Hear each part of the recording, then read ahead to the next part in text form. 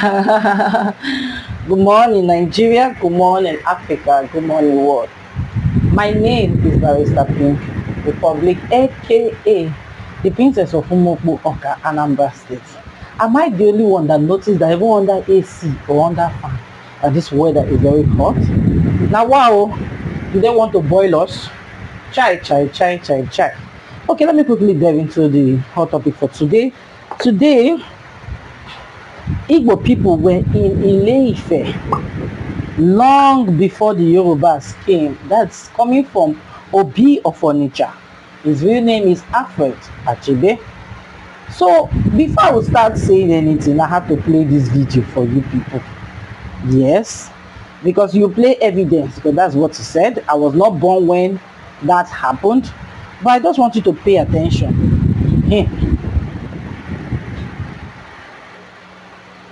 It is well established that Ndi Igbo were in Ile-Ife long before the Yorubas arrived there. Established. And the authorities that I'm quoting are more Yoruba than anybody else. Ndi Igbo were there and dominated Ile-Ife. Today, there's still a village in Ile-Ife, which is the remnants of the Igbos who didn't migrate away. Because the story was that Igbo were there, dominated Ile-Ife, until the Yorubas came. Then, by cordial relationships and all of that, I was able to succeed, or and so on. Igbo were claiming it's their rights, Yorubas and so on. And Igbo started attacking the Yoruba elements. When they used masquerades to attack them. Yorubas thought they were spirits. They were afraid until Moremi offered herself as a slave woman to the Igbo group. And they presented her to the king of Ndi Igbo.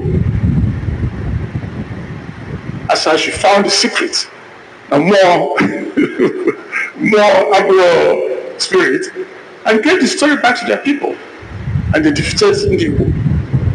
And migration coming back. That is the significance of Moremi in Yoruba history. That's why they call her the heroine, because she saved them and they dominated the whole place. Today, in Ile-Odua, which is the palace of the Oni of Ife, the ancient throne of the Igbo king is still there, and it's part of their ceremonies. And they have an annual ceremony which they call the AD ceremony, which marks the defeat of Ndi Igbo, and they are returned home. It's an annual ceremony. So a scholarly article on that. I'm not talking about it. These are all references that I'm quoting. Of course, Reverend Samuel Johnson, The History of Yoruba People, is a big volume. Eluwa, Igbo.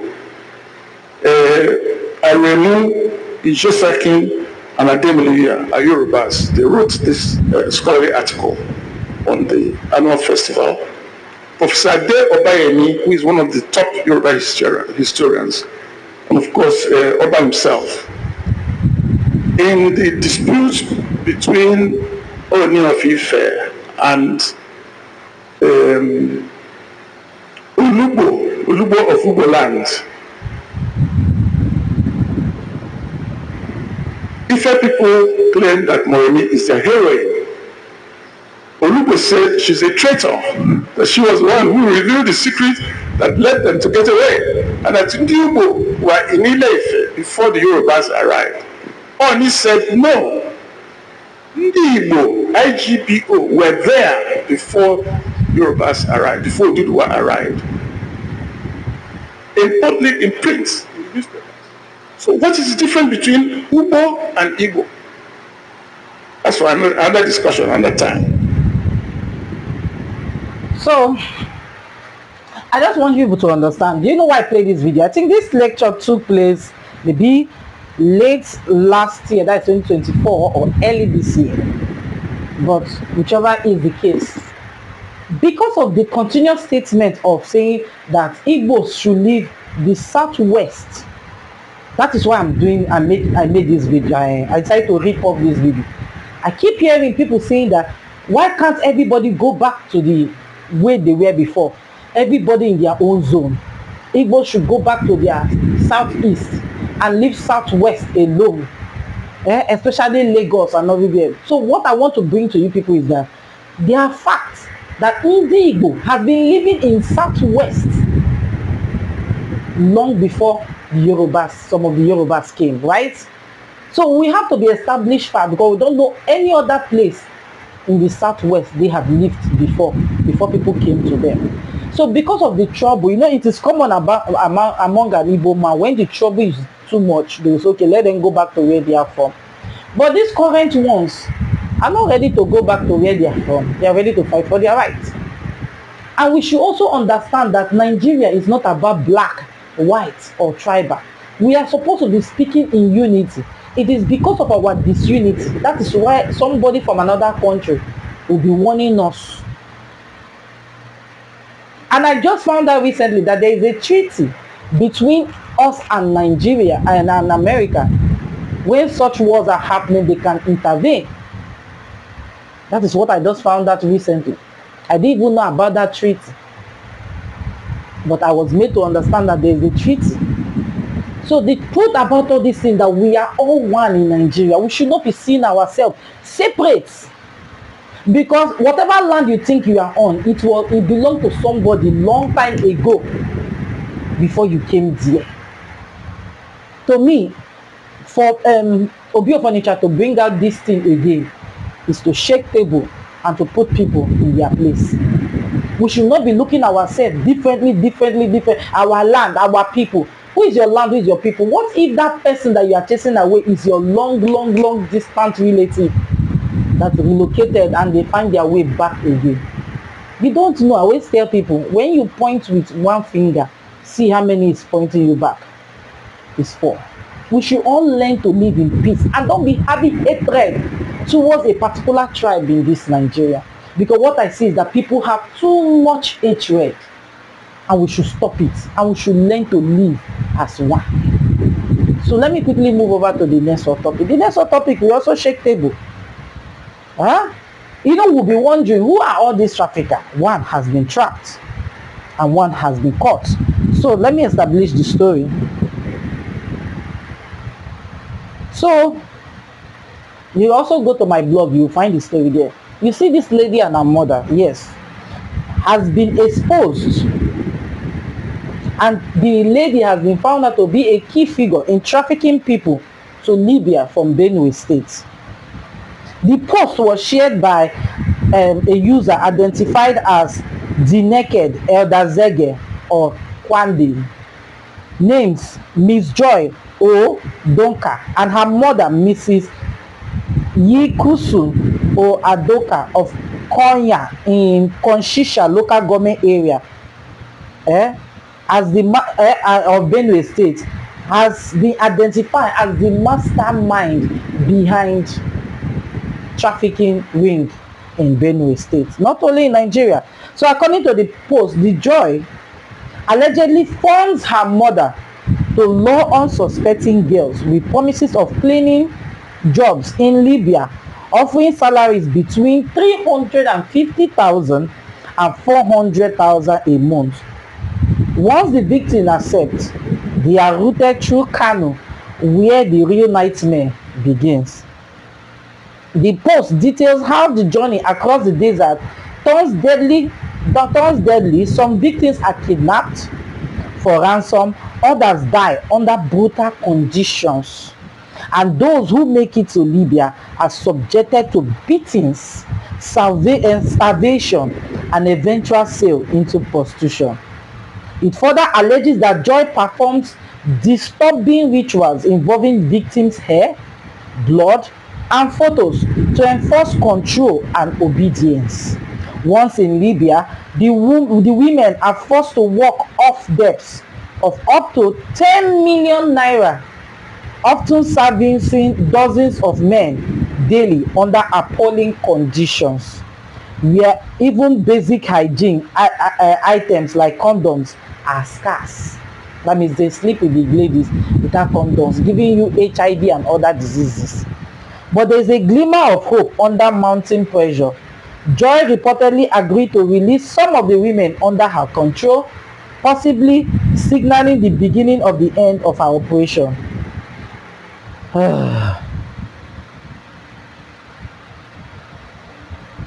See, it's not even only this thing. People, you see all those people that like advertising abroad as if it's one heaven, also pay attention to them. Especially our girls that will meet men online and they'll be talking about marriage. Let me tell you, there's no place abroad where they put money that once you land, you will start picking and start sending. Most of them can lie. They are in the worst condition of their lives, but they want you to come so that they will subject you. They will bring you out from your comfortable home in Nigeria to subject you to torture. So it's not only just Libya, every other part in the world, Europe, America, these traffickers are just there. Pay attention. He said going abroad is not the end. Some people actually sold their family home, family property, everything they had just to get there. By the time they get there and find out that life is not as easy as it is, they will now start looking for means to know other people that they can lord over so that you'll be working for them and they will be making money.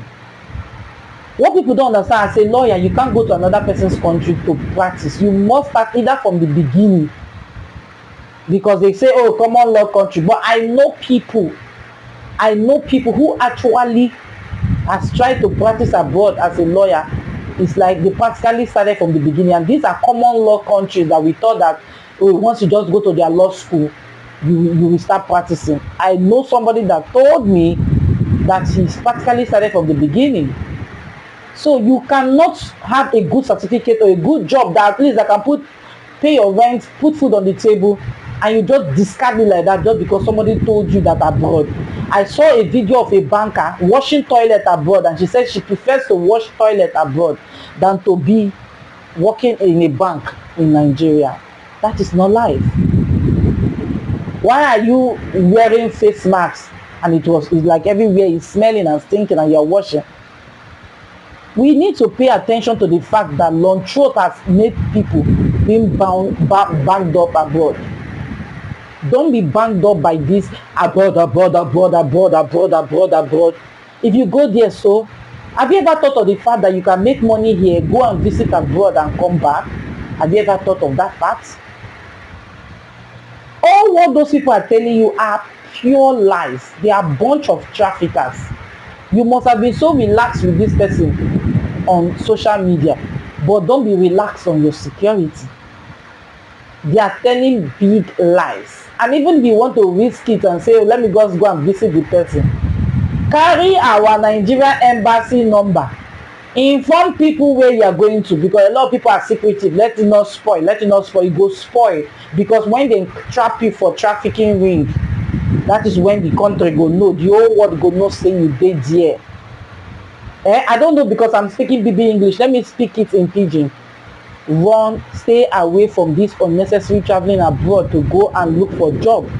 Stay in your country. Work hard. Let us stay here and build Nigeria. People actually make money here. Go abroad. Visit. People abroad, even they'll be jealousing you because you have the ability to come and visit and go back to your country. And you don't already come bust their ass out and they live for there. You have to be smart too. I know a lot of people who don't go abroad because of marriage, they don't divorce. Why? Lies where the man don't tell them. The man waiting say a kind man, the man a wicked man. We have to be smart about all these things abroad. It don't enter too deep into this our society. If we all put our heads together and say, let us make this country work, it's bad. Most people don't go abroad, they don't come back to this Nigeria. Why? You think now all these things that they do for tax? Abroad then immediately you must pay tax or you go prison. They will tell you they will pay you $5,000 They fit just comot $2,000 for tax and all the thing wey they go dey list. Only $3,000 will remain for you. You have to be smart in life, oh. You have to be smart in life. Okay, let me quickly move over to the movie section because of time. So there's a Nigerian movie they call Mona Lisa. You know, the last week I spoke about Lace, all this boarding school. This boarding school have more disadvantage than the advantage. This film, Mona Lisa, is a Nigerian boarding school movie. It's a 2023. I first watched half of it on African Magic Epic on DSTV. Then later on I found it on YouTube, so I watched it from beginning to the end. It's a very interesting movie. You can watch it. Just go to YouTube, type it Mona Lisa, just say Mona Lisa Nigerian movie. You will see it coming out, and if you watch this movie, you will be appalled, because these girls, they call these bullies, and that's why most people like day school, because you will know when your child is being oppressed by all these kind of girls. But this one that is in this school, because this bully led to death, so it's a must watch. Let me not give you a lot of spoiler. The number 2, Finding Joy, is a 2025 movie by Tyler Perry. You can find that movie on Prime. You can find that movie on Prime, and it's a very interesting movie talking about a lady that wanted to expand her dreams in the fashion industry, but at the end, look at what came out. Then 2, and the final movie for today is Squid Game, The Challenge, not the movie, The Challenge. This episode 2, yeah, this episode 2 is very, very interesting. This season 2 is very, very interesting, and you see how people betray people, and people have forgotten that it's a game. They think you owe them loyalty. So we should be smart always in our lives. So this Squid Game, The Challenge, is really very interesting. The remaining parts will be shown next week. I think next week Tuesday. That is the season finale. So don't forget to shop with us at Anthony Supermarket, 87B Olani Street, New York, Oba, Lagos. Bye for now.